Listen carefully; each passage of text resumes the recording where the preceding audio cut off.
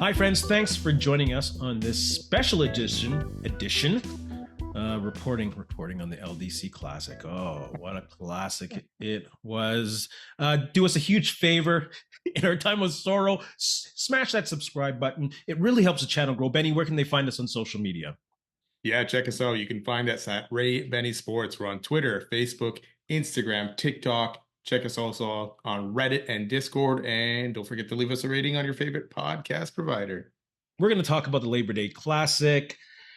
And new segment, we're going to look at some of y'all's comments online and address those comments. Most of them really accurate this week. But let's start off. What's one word you'd use to describe the Labor Day Classic? I'm going to go with frustrating on this one because the opportunity was there.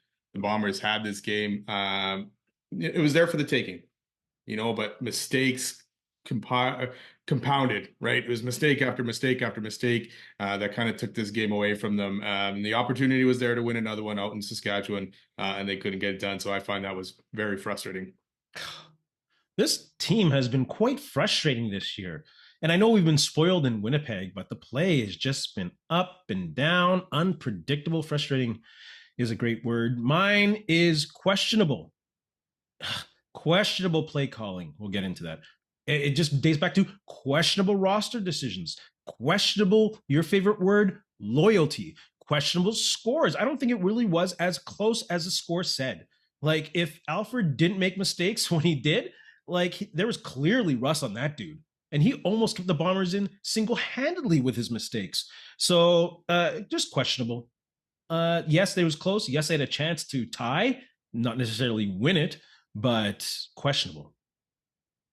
Yeah, I mean, for sure. I mean, like I said, maybe they shouldn't have been when Saskatchewan started taking that game over. That should have probably been it. And they were up 2 scores late in the game, but Saskatchewan couldn't put it away, and they gave the Bombers an opportunity to take it back. Yeah, right. And the Bombers didn't do it. And like you say, questionable stuff throughout the whole game. The play calling, you forced a turnover inside Saskatchewan's 5. You have a chance to go up 2 scores. You need to score from inside that 5. And I'm there, you attempted a 60-something yard field goal against Ottawa, right? Or 50-something, I guess. Why not gamble and go for this on the goal line? 2 touchdowns, 14-0 is way better than 10-0. You have to put that dagger in there, and I don't like that O'Shea did not go for that at all. Again, bad play calling there altogether. Mm-hmm. You couldn't get 5 yards in 2 plays anyways, or whatever it was. But you got to go for that. Even the little things. Willie Jefferson, 3rd and 5, offside. Being absolutely out-coached on the fake 3rd and 6 punt.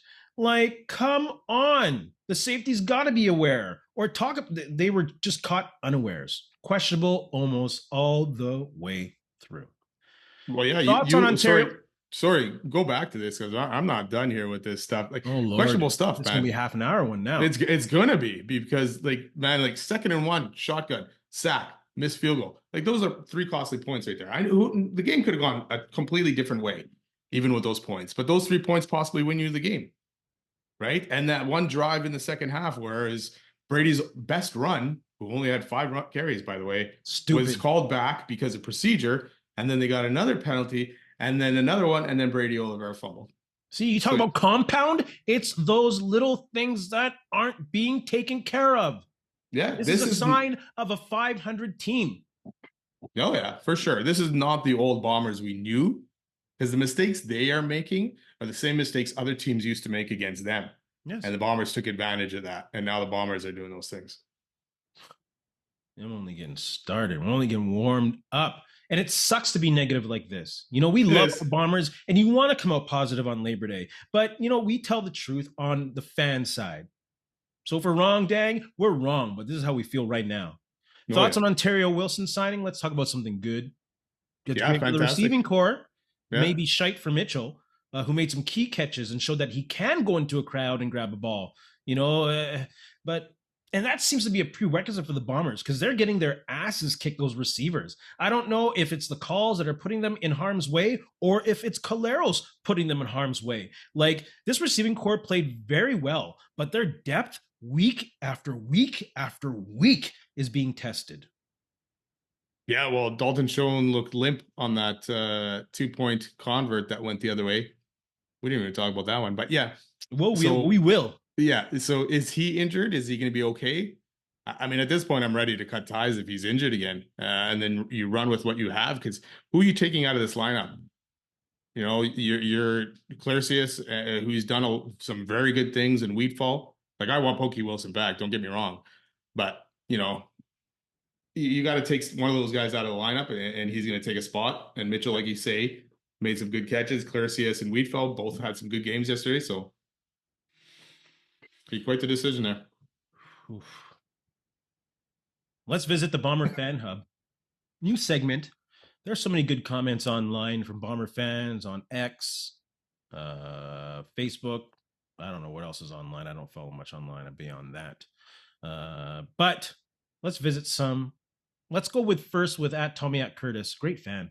Really love conversing with him online in response to the Ontaria Wilson signing. Speaking of, now we just need a competent OC and we're in business. Bang on. Bang on. How many weeks are we going to watch someone learn to be an offensive coordinator? Mind-boggling calls, making the simple things complex, like you talk 2nd and 1, just give it to Brady Oliveira. Because the reigning MOP and MOC should not be getting only 5 carries in the Labor Day Classic. That's unacceptable. And someone can mention about Saskatchewan stacking the box. Well, then bloody hell, throw a different formation at them, like a heavy set with an extra lineman. Like, it's unbelievable. I'm on this 2-year campaign about putting an extra lineman on there, and they refuse to use it for some reason. Like, you're getting your ass kicked on a 4-man rush, and you're still leaving 5 guys in there when you know that putting an extra lineman has worked in the past. Like, I don't know if it's Hardrick leaving or if it's Buck Pierce leaving, but the refusal to use a heavy set tight end lineman is ridiculous. I want to swear, but I won't. So, yeah, the competence of the OC is very questionable right now. Very questionable when you can use a heavy set that physically and mentally kicks the other team's ass. We've seen it. We've seen it before, and they won't use it. It's puzzling. Yeah, and again, our O-line was versus their D-line. They lost. Our O-line suffered yesterday with the 5 sacks, not being able to open holes for Oliveira. But yeah, you still don't only do 5 runs. You know, and again, we can go back to this O-line that they let a certain guy go. Dobson. You know, we'll talk about that probably in a bit. But yes, you know, there was stuff out there, like, even though that 2nd and 1, you know, it failed with the sack, there was another 2nd and 1 later on, which ended up being a touchdown. You know, so yeah, it worked, but at the same time, the stubbornness to kind of stick to that 2nd and 1 and not the sneak was kind of interesting. Again, it's like, you got something to prove here. It was a bad idea. You know what? Hogan at any other time, you know, could have learned on the job. But this is a big year. The Grey Cup is here. You know, I feel for the guy. It's just a wrong situation because that Grey Cup is here, and it's frustrating to think, hey, the Bombers may not have that opportunity to play in it. When this team started second guessing the running game, I don't know. That, like, it was blatantly obvious in last Grey Cup that they were scared to run the ball against a stacked box. But when did that really start? Because they weren't scared before. No, over the last couple seasons, I guess, and then the fear of losing another Grey Cup, right? And it happened. Let's move on to the next comment. Kind of in line with this. @Hads34, great listener. We appreciate you, Hadley Mitchell. We lost because of stupid penalties and some questionable play calling. We kind of went off on that just now, but go ahead, brother. Yeah. Again, I talked about the stupid penalties, that one drive that killed the whole drive, you know, and then, like you say, the Willie Jefferson one. That's a huge one, and that's from a veteran guy who knows the importance of this game. I don't think that drive ended up in any points after all, but still, it's a huge play, you know. And then the play calling, again, we talked about some of the opportunities that they had there to put this game away. Even the 2-point convert. Yeah, I don't understand that. you just scored a touchdown with Dalton Schoen, pretty much, a little out, and that was it. But he was like, what? Close to the goalpost, even, right? Not far. This one, you're going almost how many yards across the field to get this 2-point convert?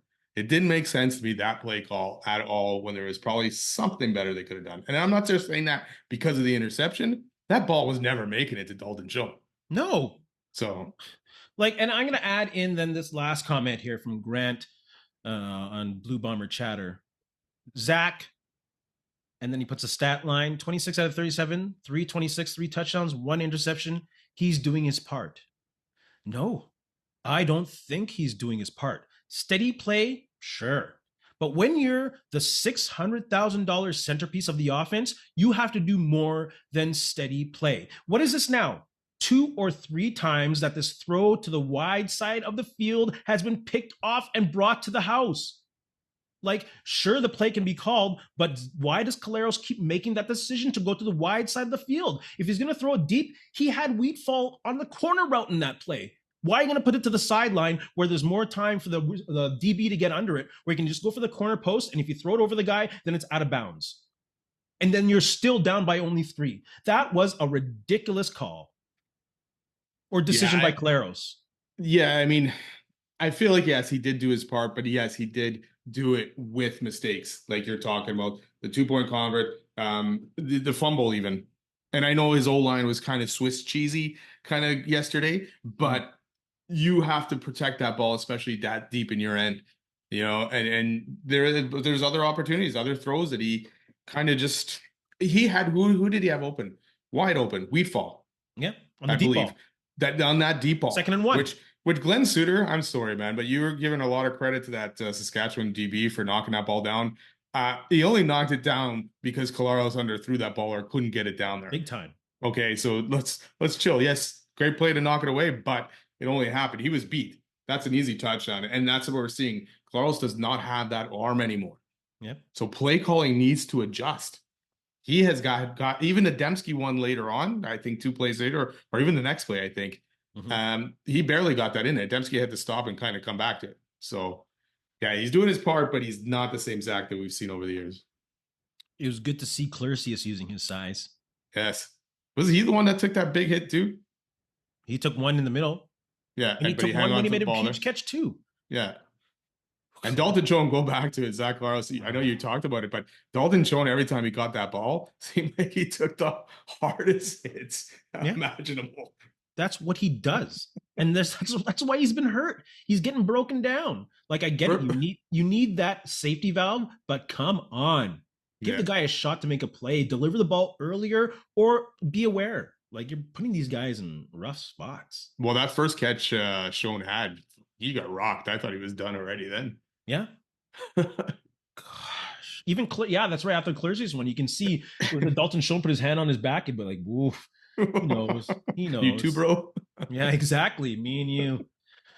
Let's go to this last quote. Some really great quotes. Being a Bomber fan, that's one of the great things about being a Bomber fan. There's such a great network online and such great comments and such knowledgeable fans. So thank you all for letting us poach some of these comments because they're great ones. Truebusterflash on X, focusing on the 2nd and 3rd points because I think we focused on that first one. My thoughts on the outcome of the Bombers at the LDC. 1, OC Hogan continues to make questionable calls, and it's costing the games. Yep. Number 2, the secondary still isn't good enough and can't protect deep. Number 3, Gabe Wallace is not good left guard and is Swiss cheese. You did mention Swiss cheese, and that line had a horrible time. I'm going to hold off on calling Gabe Wallace Swiss cheese. I think he's still finding his place in this O-line without being a consistent starter. I do think with enough seasoning and with a full training camp coming in as a starter, I think he could possibly be a Pat Neufeld. I really love his size and I really love his athleticism, especially when they do play him as an extra or when he pulls as a guard. It's scary when you see that guy coming. But, Vanterpool is better. He's more seasoned and ready to go. But I think you got to keep Gabe Wallace. He's a great project. I won't give up on him yet and call him Swiss cheese. Dobson should be there, like you mentioned. But prig. I won't call him Swiss cheese yet, so I'll go on that third point. What are your thoughts? Yeah, I agree with that. He's learning. He's going to learn. I mean, took Dobson to get, a few seasons to get where he got last year, Yeah. right? And where he is now. To me, if you would have kept Dobson there, Neufeld to me is more of an issue being the veteran that he is and the age that he is. Talk about loyalty again, that he is getting beat as bad as he did yesterday on some plays. So yeah, I'll give Gabe Wallace a break because he's still learning. But Neufeld really needs to get it together. And Wallace probably should have been where Neufeld is. Dobson should have stayed where he was. And that probably would have made that line more solid. I would take Dobson and Wallace over Wallace and freaking Neufeld right now, right? So going back to the secondary, though, yes. Again, they're back to their old Richie Hall days of back 10 yards on every play. Doesn't matter. The DBs are back. And then giving up a 70-yard touchdown. Trevor Harris. Speaking of Andrew Harris, he did a good job with the running backs for Saskatchewan yesterday. Oof. But come back. Trevor Harris had 217 yards. 70 of it was on one pass. Yes. So the Bomber D was doing a fairly good job against Trevor Harris. But again, breakdowns and big plays have cost him, and they couldn't stop the run. Yeah, I'm not blaming the secondary on that one at all. I think they actually had a solid game. Other than that 70-yard pass, they had Trevor Harris, like you said, 219 and 1 touchdown with someone who's been mentioned in MOP talk all year. That's a good game, I think, by the secondary. But when you have your defense on the field for that long, and I mentioned last episode that the Bombers had to win time of possession, Saskatchewan was playing bully ball. The Saskatchewan Roughriders played bully ball against the Winnipeg Blue Bombers. They ran all over their ass. That defensive line was exposed. So I'm not putting it any on the secondary. I think they actually did a very solid job, other than that 70-yard touchdown that someone should have tackled them on anyways. Yeah, tons of missed tackles. But yeah, and Tony Jones had some good plays. Kyrie Wilson had a couple big plays in that game. He forced a fumble on Alford. What was the other thing? Knockdown? Yes. So, and Tony Jones, again, another good game too. So right now it's that D line. Only one sack. I know they caused a fumble there. Cam Lawson.